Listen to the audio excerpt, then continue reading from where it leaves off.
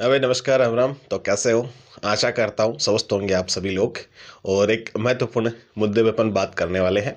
एक तो आपका जो फैसला है डबल बेंच का, हाई कोर्ट का, उसके ऊपर चर्चा करेंगे। आयु वालों के बारे में चर्चा अपन करेंगे। और सबसे महत्वपूर्ण बात है, जो बहुत सारे एस्पिरेंट्स ये सोच रहे हैं कि क्या आपकी जो एग्ज़ाम की स्थिति है वो क्या बनती नज़र आ रही है चुनावों को मद्देनज़र रखते हुए। तो ठीक है, हम देखते हैं कि हाई कोर्ट में जो आपका अंतिम फैसला है वो अ, आप सबको पता है कि रिजर्व रख लिया गया था। उसके बारे में अपन चर्चा अंतिम में करेंगे। सबसे महत्वपूर्ण मुद्दा यही है कि री एग्ज़ाम और आपकी आयु और 31 मार्च, ये तीन चार चीज़ें हैं जो बहुत ही कॉमन है आप सबके लिए। मैं आपको टाइम टू टाइम डोज देता रहता हूँ ताकि आप एक मोटिवेट आपके अंदर बनता रहे। एग्जाम की स्थिति के बारे में भी बात करेंगे, थोड़ा सा आप वेट कीजिएगा। मैं स्टेप बाय स्टेप आपको हर चीज़ बता दूंगा। ठीक है, बहुत दिनों के बाद में ये डोज आपको मिलने जा रहा है ना। तो हाई कोर्ट मुश्किलें बढ़ती किन की नजर आ रही है और हाई कोर्ट का अंतिम फैसला है, उसके बारे में चर्चा करेंगे। सबसे पहली बात करते हैं आपकी आयु को लेकर के कि भाई आयु वाले एस्पिरेंट्स हैं, उनकी वजह से ये चीज़ें पजल भी हो रही है। कैसे हो रही है? ये डेडलाइन आपको पता है सुप्रीम कोर्ट की है कि भाई 31 मार्च अभी आ रही है।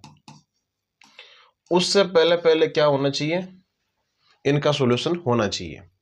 या तो भर्ती रद्द कर रहे हो या भर्ती रद्द नहीं कर रहे हो, उसका फैसला भी होना चाहिए। उसकी डेडलाइन भी कंप्लीट हो चुकी है 3 माह की।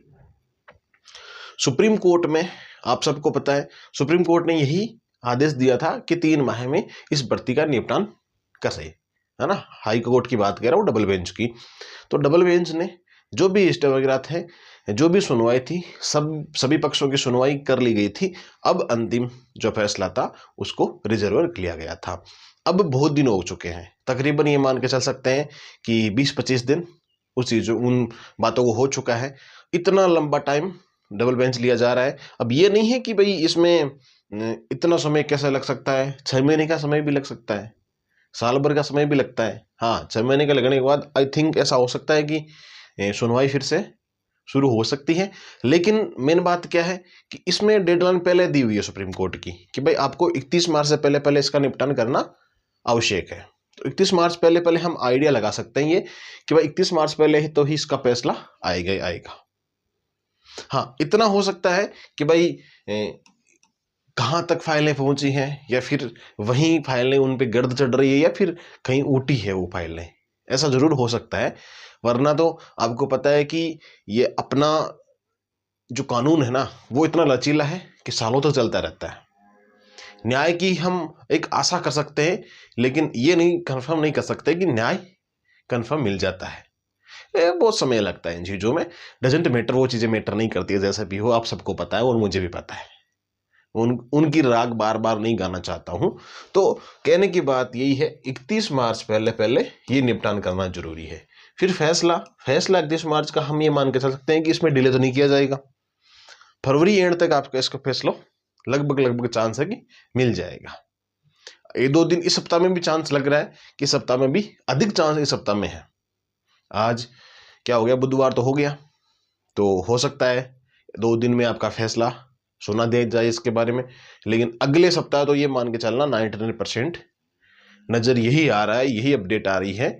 एक अंदाज ये लगाया जा रहा है कि फैसला आ जाएगा। जैसा भी फैसला आए हमें स्वीकार्य है, चाहे यथावत का आए, चाहे रद्द का आए, चाहे री एग्जाम का आए, कैसा भी आए वो सुप्रीम कोर्ट जाना है। और सबके लगने हैं, एक बार लगेंगे वो। तो फैसले की बात अपनी हो गई, आयु की बात अपनी हो गई।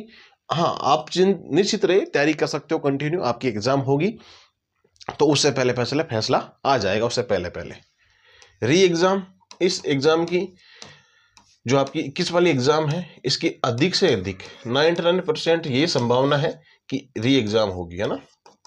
भले किसी भी आधार पे हो, इसकी तैयारी जो कंटिन्यू कर रहा है उसका सिलेक्शन SI में डबल स्टार वो बन जाएगा।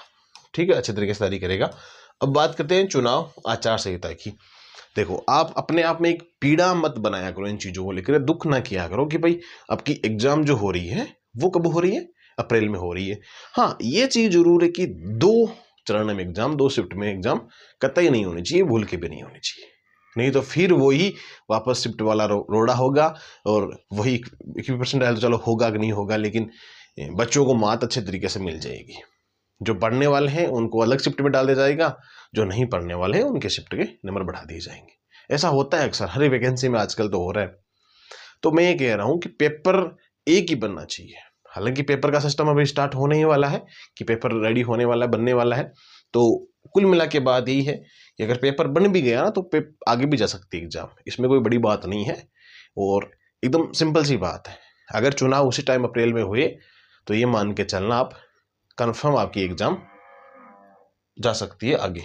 उसी टाइम एग्जाम हुई तो, सॉरी, उसी टाइम आपके चुनाव हुए तो उसी दिन, क्योंकि 5 और 6 को आपकी एग्जाम है, तो उसी टाइम इलेक्शन हुए तो संभावना यही बनती है कि लगभग आगे जाने की संभावना आप लगभग मान सकते हो। एक मेन चीज क्या है कि अभी मुझे जहां तक लग रहा है चुनाव आगे जाने की संभावना है ना, इलेक्शन भी आगे जाने की संभावना बनती नजर आ रही है। हो सकता है कि अप्रैल लास्ट से शुरू हो और मई तक चले। अभी इलेक्शन वाला भी कंफर्म नहीं हुआ है ना, तो वो इलेक्शन वाला कंफर्म हो जाएगा तो एग्जाम भी आपकी कंफर्म हो जाएगी।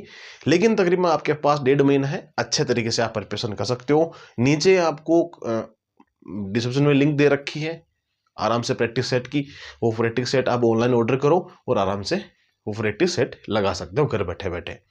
ठीक है, तो ये चीजें सबसे महत्वपूर्ण चीजें थी जो मैंने आपको बता दी मित्र। आयु वालों एस्पिरेंट्स के सबसे ज़्यादा दिक्कत होने वाली है, और जो भाई जी जो पहले एग्जाम्स में लग चुका है, अगर ये एग्ज़ाम कैंसिल होती है, री एग्ज़ाम होती है तो दिक्कत कहाँ है। वो तो वैसा ही वो कहते हैं ना कीचड़ में खिलते हुए कमल है, तो एग्ज़ाम देंगे और पास हो जाएंगे, और उनकी तो कोई समस्या नहीं है, 1% भी समस्या नहीं है उनकी, तो वो आराम से दे लेंगे एग्ज़ाम, इतने होशियार है वो, मुझे पता है। ठीक है, बहुत सारे लोगों को पता चला आजकल मेरे को। तो अंतिम फैसला जल्द आपके सामने होगा। ठीक है, खैर वीडियो शेयर कर देना, अच्छा लगे तो सब्सक्राइब भी कर लेना। मिलते हैं अपन नेक्स्ट वीडियो में, और तब तक के लिए जय हिंद जय भारत।